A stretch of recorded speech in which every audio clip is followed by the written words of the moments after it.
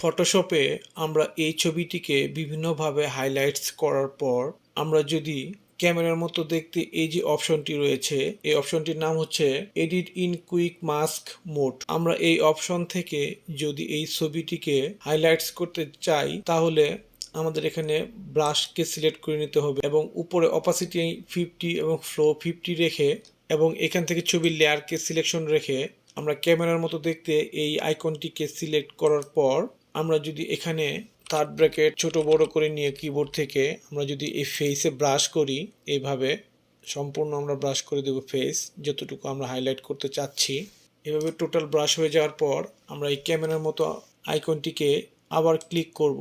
Click করার পর আমরা সিলেক্টে যাব, যে এখান থেকে ইনভার্স করে দেব।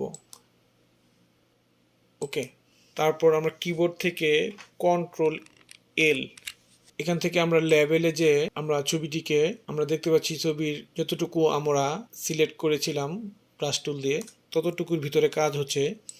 আমরা এভাবে এখান থেকে লেভেল বাড়িয়ে কমিয়ে দিতে পারি। এছাড়াও কিবোর্ড থেকে কন্ট্রোল ইউ দিয়ে আমরা স্যাচুরেশনও চেঞ্জ করতে পারি।